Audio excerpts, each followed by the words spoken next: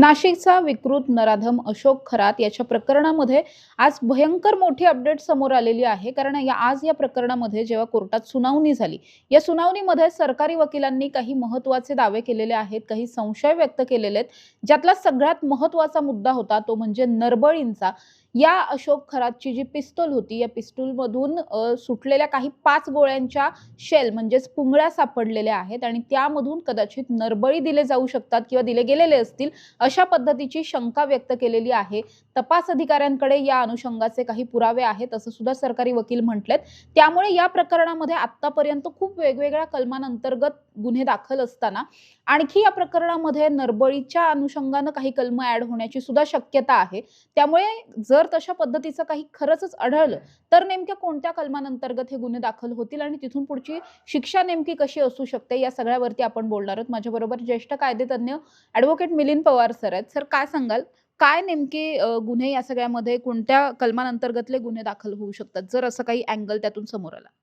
आता याच्यामध्ये मिळालेल्या माहितीनुसार आत्तापर्यंत जो काही गुन्हा दाखल झाला आहे तो म्हणजे महिलेशी अतिप्रसंग करणं, बोवाबाजी करणं, खोटं आश्वासन देणं, खोटे धागे दोरे, मध, चिंचोके, काय काय ते बरंच काय काय सगळे येते। तर त्या अनुषंगाने रितसर गुन्हा दाखल होऊन आता तपास चालला आहे। आजपर्यंत माझ्या माहितीप्रमाणे आरोपीला पोलीस कस्टडी होती। आज न्यायालयासमोर हजर केल्यानंतर आजपर्यंतच्या तपासामध्ये काय काय निष्पन्न झालं ह्याच्या डिटेल्स सगळ्या पोलिसांना न्यायालयासमोर द्यायला लागतात। स्टेशन डायरी असती, तपास चालू असताना तपासात काय निष्पन्न झालं, स्टेशन डायरीमध्ये काय नोंदी केल्यात, हा बघण्याचा अधिकार ह्या स्टेजला फक्त संबंधित न्यायाधीश आणि पोलीस या दोघांनाच असतो। पोलीस स्टेशन डायरी देतात, आम जनतेला बघायला मिळत नाही। परंतु आजपर्यंत तपासामध्ये काय काय डेव्हलपमेंट झाल्या आणि अजून अधिकचा तपास करण्यासाठी का पोलीस कस्टडी पाहिजे, यासाठी जेव्हा आज पोलिसांचा रिपोर्ट रेकॉर्डर आला तर त्या रिपोर्टनुसार अतिशय भयानक गोष्टी काहीतरी निष्पन्न झाल्यात असं दिसतंय। आपण आता विचारल्याप्रमाणे नरबळीचं देखील त्यामध्ये पॉसिबिलिटी व्यक्त केलेली आहे। रिव्हॉल्वर होतं, 5 पुंगळ्या सापडल्या, म्हणजे 5 गोळ्यांचा कुठंतरी वापर झाला आहे सकृतदर्शन असं दिसतं। मग यामध्ये आता तपास करत असताना ह्या बंधूबाबांनी आजपर्यंत काय काय उद्योग केलेत या अनुषंगाने पोलीस तपास करत असतील।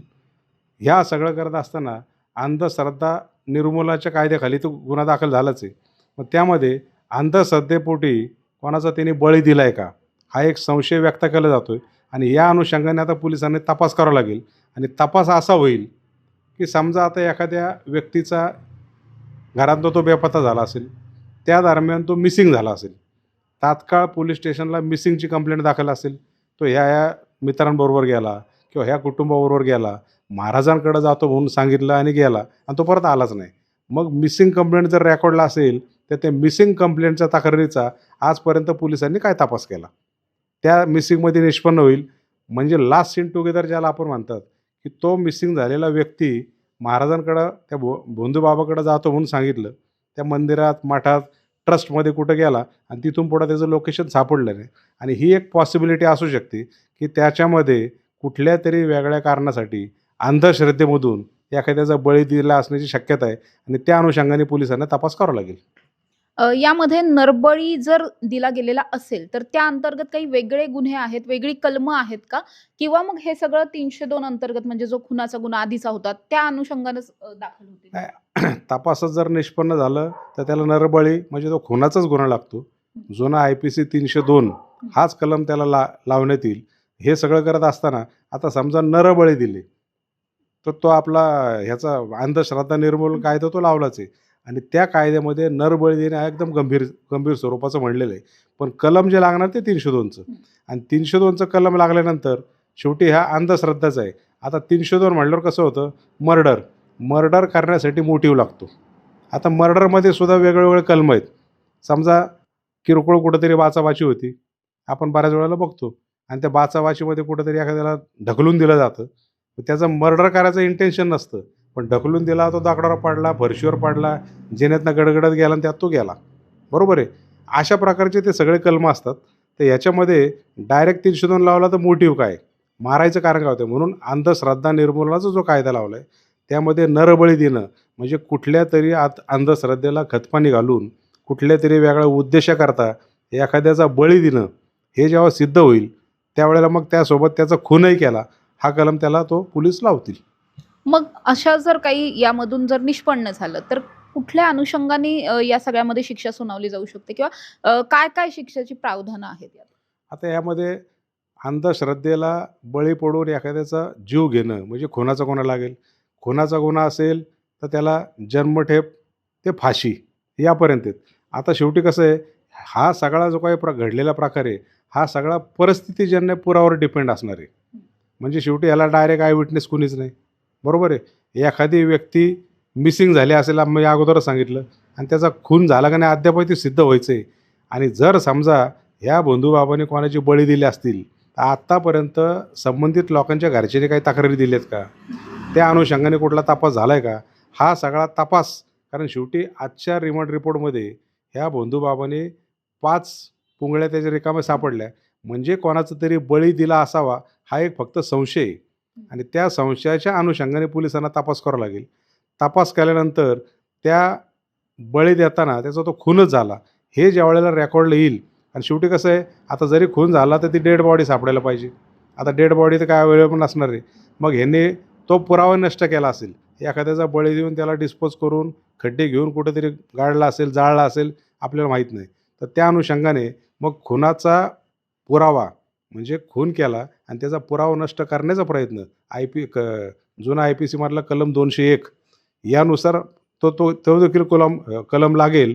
पण त्या अगोदर खरंच यांनी खून केलेत का, बळी दिलेत का, हा फक्त संशय. त्या अनुषंगाने तपास करून ते जर निष्पन्न झालं तर हे कलम लागतील.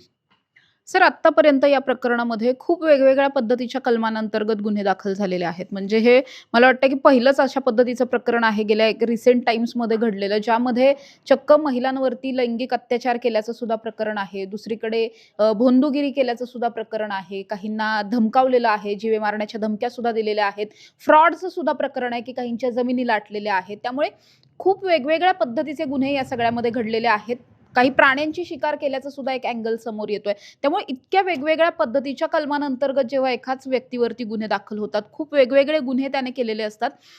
मॅक्स लेव्हलपर्यंत काय नेमकी शिक्षा असू शकते अशा पद्धतीने? आता ह्याच्यामध्ये कसं आहे की सगळ्यात पहिल्यांदा आपण गृहमंत्र्यांचं अभिनंदन केलं पाहिजे की आज पण त्यांनी विधानसभेमध्ये जे काही स्टेटमेंट दिलं, जो काही अहवाल दिला आणि तो खरंच वाखाणण्यासारखा आहे. कारण का की स्वतः मुख्यमंत्र्यांनी त्यामध्ये जातीने लक्ष घालून मुळापर्यंत तपास करायचा आहे ही भावना ठेवली. आणि ज्या वेळेला गृहमंत्री असेल, मुख्यमंत्री असेल अशी भावना ठेवतात, ॲटोमॅटिकच संबंधित तपासी अंमलदार जे असतात, जी काही यंत्रणा आहे, इन्व्हेस्टिगेशन एजन्सी, त्यांना ते बळ मिळतं. आणि ज्या वेळेला त्यांना फ्री हँड मिळतो, मग ते मुळापर्यंत तपास करतात आणि त्या अनुषंगाने मग गुन्ह्याची उकल व्हायला लागते. आता आजचा रिपोर्ट जर पाहिला तर त्यांनी समजा कुठल्या वन्य प्राण्याचं जर काही शिकार केली असेल, तर वन्य प्राण्याचा जो वेगळा कायदा आहे तो लागेल. अनेक लोकांची फसवणूक केली, कलम तो लागलेलाच आहे. बरोबर आहे. समजा त्यावर मग काही इन्कम टॅक्स असेल, तो जर चुकवला असेल, बुडाला असेल, इन्कम टॅक्सच्या कायद्यानुसार कारवाई होईल. रिमांड रिपोर्ट जर पाहिला तर त्यामध्ये असंही दिसतं की काही महिलांचा गर्भपात फोर्सफुली जाणीवपूर्वक त्याने गर्भपात पण केला आहे, तो देखील त्यांना सेक्शन लागणार. तर अशा अनुषंगाने ह्या बंधुबाबाने हे सगळे उद्योग करत असताना बारीक बारीक बारीक काय काय गुन्हे केलेत. खोटं सिम वापरणं, खोटे एखाद्याला फसून त्याचे फोटो काढून घेणे, एखाद्याला डांबून ठेवणे, एखाद्याला किडनॅप करणे, आणि हे सगळं करत असताना 100% ह्या सगळ्या प्रकारचे गुन्हे घडले असतील. वेगवेगळ्या प्रकारच्या पीडित महिला, फसवणूक झालेले पर्सन, व्यक्ती ह्या सगळ्या पोलिसांना अप्रोच होतील आणि ते जे काही स्टोरी सांगतील, त्यांची फसवणूक झाली, त्यांना धमकी दिली, त्यांना किडनॅप केलं, त्यांना डांबून ठेवलं, बरोबर आहे, मारहाण केली, खोट्या सह्या घेतल्या, फोर्सफुली सह्या घेतल्या, हे जे काही ॲलिगेशन्स होतील त्याप्रमाणे ते कलम वाढत जातील. प्रत्येक वेळेला मूळ CRमध्ये, मूळ गुन्ह्यामध्ये संबंधित न्यायालयाला कलमवाढीचा रिपोर्ट आयोगाला द्यायला लागतो. आयोग देत जातील. आता शेवटी कसं आहे, गुन्हा घडला आहे, तपास सुरू झाला आहे, रोज वेगवेगळे फिर्याद येतील. मग प्रत्येकाची वेगळी फिर्याद घ्यायची का त्या फिर्यादीला ह्या केसमधला चांगला विटनेस म्हणून त्याला साक्षर म्हणून ट्रीट करायचा, हा पूर्ण अधिकार तपास यंत्रणेचा असतो. आणि त्याप्रमाणे ते कलम लावतील, साक्षर तयार करतील आणि जास्तीत जास्त कडक चार्जशीट कसं होईल त्या दृष्टीने प्रयत्न करतील. आजपर्यंतच्या प्रोग्रेसवरून असं एक वकील म्हणून मला वाटतं. पण जर अशा पद्धतीनं खूप केस स्ट्रॉंग झाली आणि चांगल्या पद्धतीनं चार्जशीट जर या सगळ्यामधलं झालं, तर कितीपर्यंतची शिक्षा या बाबाला होऊ शकते? म्हणजे आपल्याकडे असं काही आहे का, की इतक्या वर्षांपर्यंतची मॅक्स एखाद्या प्रकरणामध्ये शिक्षा लागते? आता समजा खुनाचा गुन्हा लावला, बरोबर आहे, आणि नरबळीचं लावला. हे जर कायद्याने न्यायालयासमोर जर सिद्ध झालं, समजा ब्रुटल मर्डर असेल, की ज्याला आपण म्हणतो थंड डोक्याने क्रूरपणे एखाद्याची हत्या केली असेल, तर त्याला फाशीपर्यंत शिक्षा होती. रेग्युलर जर रागाच्या भरात मारलं किंवा काहीतरी प्लॅन करून मारला आहे आणि त्या अनुषंगाने तेवढाच जर गुन्हा सिद्ध झाला, तर जन्मठेपेवर होईल. शेवटी खुनाच्या गुन्ह्यामध्ये कसं आहे, एक तर डायरेक्ट निर्दोष, जन्मठेप, नाही तर फाशी. असं कधी होत नाही की थोडासा गुन्हा सिद्ध झाला आहे आणि त्याला 7 वर्षाची दिली किंवा थोडासा गुन्हा सिद्ध झाला आहे आणि त्याला दंड करून सोडून दिला, असं होत नाही. त्यामुळं 302 लावणं तेवढंच धोक्याचं असतं, कारण हे सगळं पुराव्यासहित जर सिद्ध झालं. आता ह्याच्यामध्ये एकंदरीत ह्या केसची पार्श्वभूमी पाहिली, तर ह्या केसला डायरेक्ट विटनेस कुणीच नाही आहे.